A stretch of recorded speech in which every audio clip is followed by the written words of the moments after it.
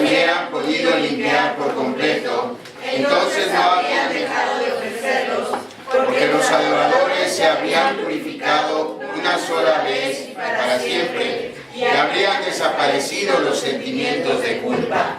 Pero en realidad esos sacrificios les recordaban sus pecados año tras año. Pues no es posible que la sangre de los toros y las cabras quite los pecados.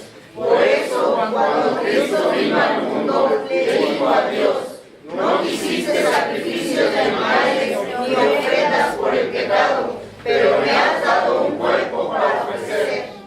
No te agradaron las ofrendas quemadas ni otras ofrendas por el pecado. Luego dije: aquí estoy, oh Dios, he venido a hacer tu voluntad, como está escrito acerca de mí en las Escrituras. Primero Cristo dijo: no quisiste sacrificios de animales, ni ofrendas por el pecado, ni ofrendas quemadas, ni otras ofrendas por el pecado. Tampoco te agradaron todas esas ofrendas, aun cuando la ley de Moisés las exige.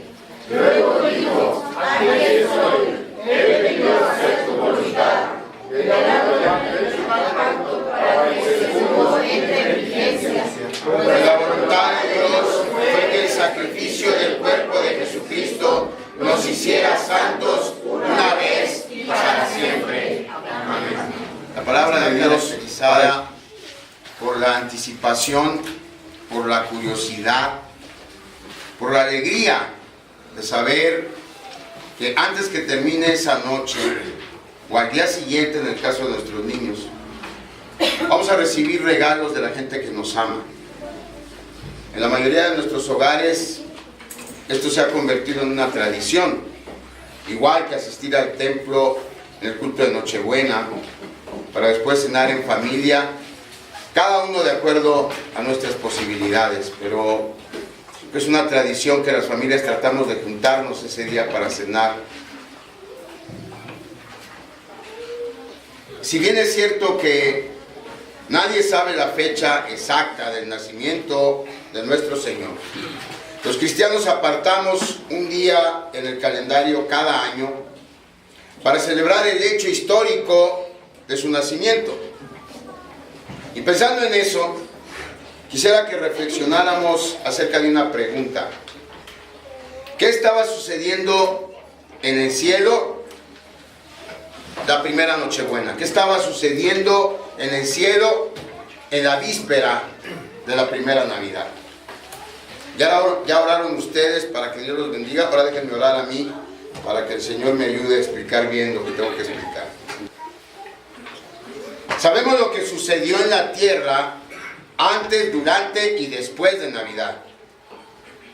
El censo ordenado por el emperador romano que ocasionó el viaje de José y María de Nazaret a Belén. Sabemos de la estrella de oriente, del pesebre, del anuncio de los ángeles y los pastores que hablábamos de él el culto de este jueves pasado. Sabemos también de la posterior llegada de los magos de Oriente al lugar en donde se encontraba el niño. Incluso sabemos del siniestro plan de Herodes, que pretendía asesinar al recién nacido rey y que ocasionó la primera tragedia en medio de la Navidad. Pero hay una historia, una parte de la historia de la Navidad, que muy probablemente no conozcamos. Aunque está en la Biblia, es probable que no la conozcamos. Esa historia tiene que ver con lo que estaba pensando nuestro Salvador justo antes de nacer. Justo antes de humanarse, la persona del bebé santo de Belén, el hijo de María, Jesús de Nazaret. Y no tenemos que especular al respecto, porque como dije, la Biblia nos da la respuesta a esta pregunta.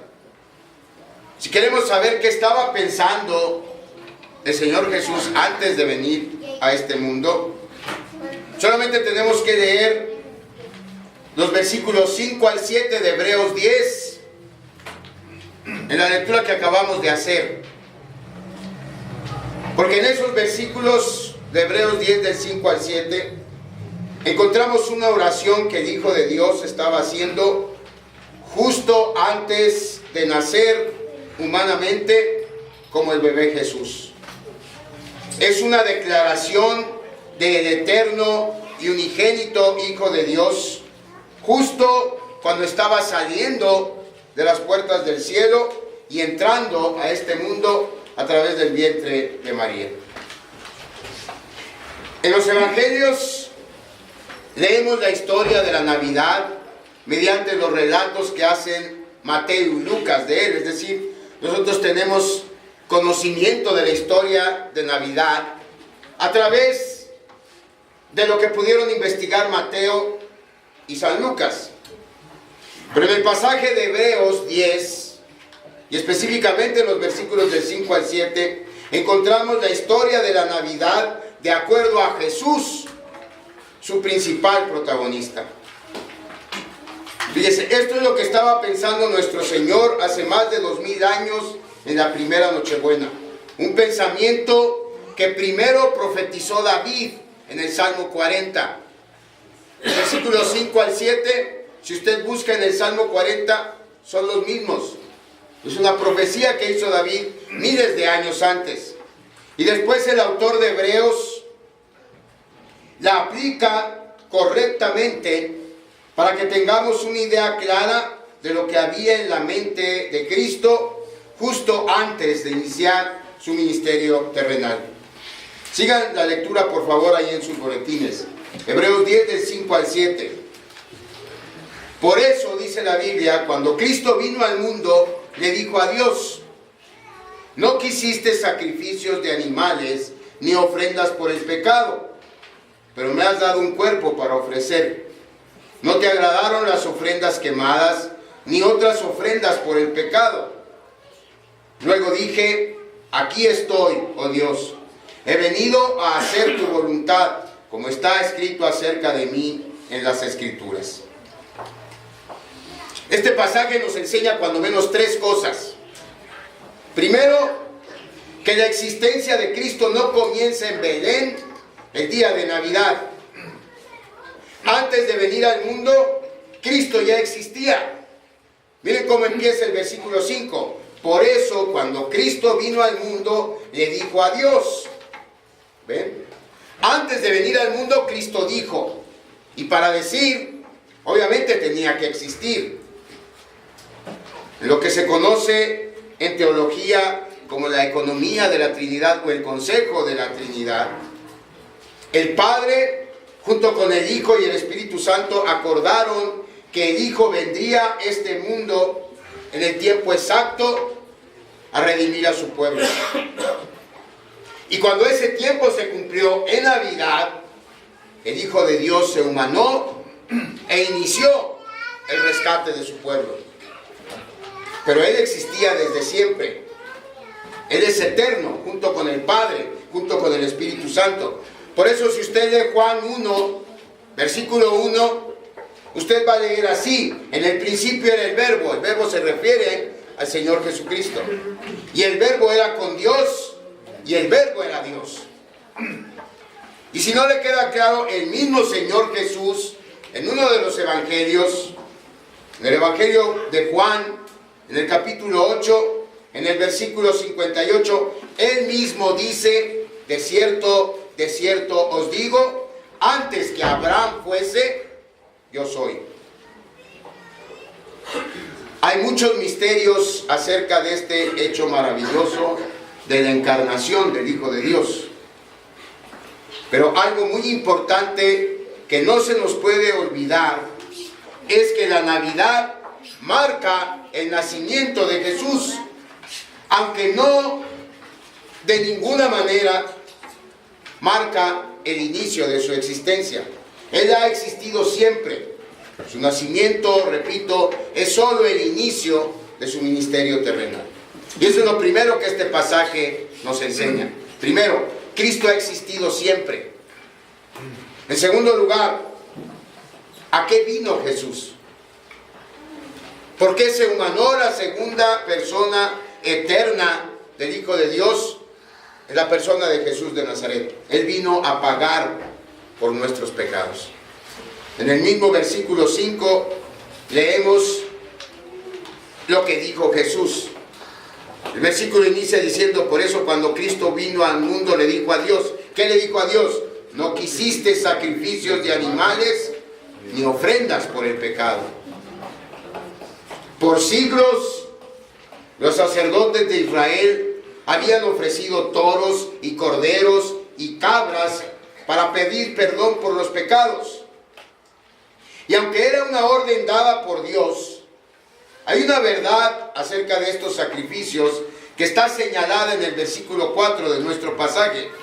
Si usted lee ahí en su boletín el versículo 4 de Hebreos 10, ahí leemos: pues no es posible que la sangre de los toros y las cabras quite los pecados. ¿Cuántos animales se sacrificaron en los 1500 años que transcurrieron desde la promulgación de la ley levítica hasta el tiempo de Jesús? Decenas, centenas de millares. Hay investigaciones que señalan que si hubiera sido posible tomar una fotografía satelital, obviamente desde el espacio exterior, en la región en donde se encontraba el templo de Jerusalén, el día del sacrificio que una vez al año tenía el pueblo de Israel, hubiera sido un río el que se hubiera captado desde el espacio. Así de animales se ofrecían un solo día, el día del sacrificio. Entonces, podemos solamente tratar de imaginarnos cuántos animales se sacrificaron en 1500 años. Y sin embargo, dice el autor de Hebreos, no pudieron quitar realmente ni un solo pecado. Y entonces tenemos que preguntarnos, ¿por qué lo ordenó Dios en primer lugar? Si la sangre de animales no podía quitar el pecado, ¿por qué ordenó Dios sacrificar animales? Era un anteproyecto, era una preparación, un símbolo que apuntaba al único y verdadero sacrificio para que nuestras faltas pudieran ser perdonadas. Y para eso vino el Hijo de Dios. Para eso nació Jesús en Navidad. Él vino a hacer lo que un río de sangre de animales no pudo hacer: acabar de una vez y para siempre con nuestra culpa por el pecado. Y podemos ver la verdad de esta afirmación en este versículo 5 de nuestro pasaje. Porque primero Jesús dice: no quisiste sacrificios de animales ni ofrendas por el pecado. Pero luego añade: pero me has dado un cuerpo para ofrecer. Por un lado, esto nos enseña que el nacimiento de Jesús no fue un cambio de planes por parte de Dios, es decir, su hijo por los toros, o su hijo en lugar de los toros.